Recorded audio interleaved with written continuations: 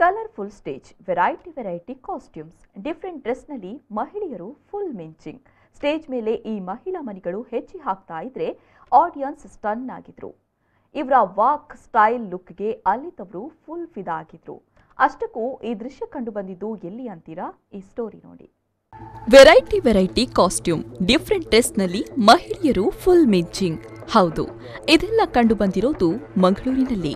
ಮಂಗಳೂರಿನ Lions club ಜಿಲ್ಲಾ 317 ವತಿಯಿಂದ ಅಂತಾರಾಷ್ಟ್ರೀಯ ಮಹಿಳಾ ದಿನಾಚರಣೆಯ ಅಂಗವಾಗಿ ನವದಿಗಂತ ಹಾಗೂ ಬೃಹತ್ ವಸ್ತು ಪ್ರದರ್ಶನ ಕಾರ್ಯಕ್ರಮವನ್ನು ಆಯೋಜಿಸಲಾಗಿತ್ತು.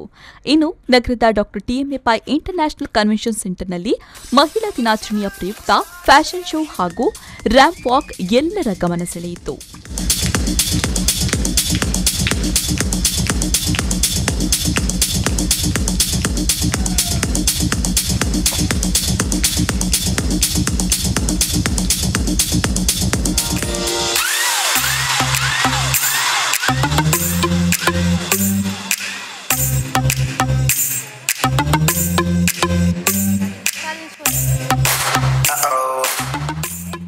ಅಂತಾರಾಷ್ಟ್ರೀಯ ಮಹಿಳಾ ದಿನಾಚರಣೆಯ ಅಂಗವಾಗಿ ನವದಿಗಂತ ಹಾಗೂ ಬೃಹತ್ ವಸ್ತು ಪ್ರದರ್ಶನದ ಸಮಾರೋಪ ಕಾರ್ಯಕ್ರಮವು ಜರುಗಿತು. ಇದೇ ವೇಳೆ ಮಾಜಿ ಜಿಲ್ಲಾ ಗವರ್ನರ್ ಮೋನಿಕಾ ಸಾವಂತ್ ರವರು ದಿಕ್ಸೂಚಿ ಭಾಷಣ ಮಾಡಿದರು. ಇಂತಹ ಕಾರ್ಯಕ್ರಮಗಳ ಮೂಲಕ ಮಹಿಳೆಯರಿಗೆ ಪ್ರೋತ್ಸಾಹ ನೀಡಿದಂತಾಗುತ್ತೆ ಅಂತ ಹೇಳಿದರು. Great martial effort that she put to see that she could win against the enemies and made her country safe from them. When we are proud, we speak about Indira Gandhi. We speak about so many people who are there, but just we make them as a speaker or the part of that day. But why not take the challenge and move out of our comfort zones to see that we also will be remembered by this earth in our absence. How many of you all over here will that in your absence your name should be taken? Are there anyone who wants to say that in your absence your name should be remembered by the people over here? Is there anyone who feels that after you, when you are not existing, you should not be remembered? Is there anyone? Everyone feels it. Might be the feeling that your children should remember you. Might be the feeling should be that your cousins or your sisters and brothers should be remembering you, or someone else at an organization level, your leaders or your colleagues should be remembering you. ಇದೇ ವೇಳೆ ವಿವಿಧ ಕ್ಷೇತ್ರದಲ್ಲಿ ಸಾಧನೆಗೈದ ಸಾಧಕರನ್ನ ವೇದಿಕೆಯಲ್ಲಿ ಸನ್ಮಾನಿಸಲಾಯಿತು. ಕ್ರೀಡಾ coach ಆಗಿರುವ ದಿನೇಶ್ ಕುಂದರ್ ಅವರನ್ನ ವೇದಿಕೆಯಲ್ಲಿ ಗೌರವಿಸಲಾಯಿತು.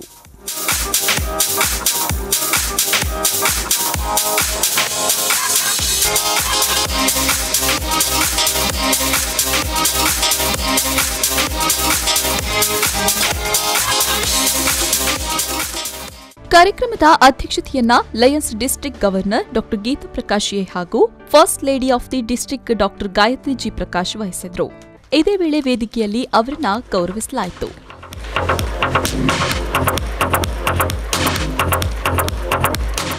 First vice district governor Vasanth Kumar Shetty ಹಾಗೂ second vice district governor Sanjay Shetty ಅವರಿಗೆ ಸನ್ಮಾನ ಕಾರ್ಯಕ್ರಮದಲ್ಲಿ ಗೌರವಿಸಲಾಯಿತು.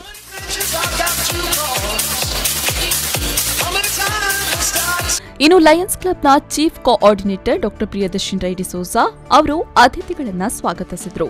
ಈ ವೇಳೆ district cabinet secretary CP Dinesh, cabinet treasurer Iqbal, ಜಿಲ್ಲಾ ಕ್ಯಾಬಿನೆಟ್ ಕೋಆರ್ಡಿನೇಟರ್ ಜಿಆರ್ ಶೆಟ್ಟಿ, ಜಿಲ್ಲಾ ಗವರ್ನರ್ ಕೋಆರ್ಡಿನೇಟರ್ ಅರುಣಾ ಶೆಟ್ಟಿ, ಜಿಲ್ಲಾ ಲಿಯೋ ಅಧ್ಯಕ್ಷೆ ಶಿವಾನಿ, ವಕೀಲೆ ಶುಭಾ ಬಾಳಿಕಾ, ನ್ಯೂ ವಾಯ್ಸಸ್ ಟೀಮ್ನ Geetha V Kalyanapura, Vinaya S Shetty, Sharmila Kille, women health and ವೆಲ್ನೆಸ್ನ ಜಿಲ್ಲಾ ಕೋಆರ್ಡಿನೇಟರ್ ಡಾ. ಸ್ನೇಹ, ಡಿಸ್ಟ್ರಿಕ್ಟ್ ಚೇರ್ಪರ್ಸನ್ಗಳಾದ ಜಯಶ್ರೀ ಶೆಟ್ಟಿ, ಸುಮತಿ ಹೆಗ್ಡೆ, ಪ್ರೇಮಲತಾ ಶೆಟ್ಟಿ, ಪ್ರಭಾ ಪ್ರಕಾಶ್ ಸೇರಿದಂತೆ ಮತ್ತಿತರರು ಉಪಸ್ಥಿತರಿದ್ದರು.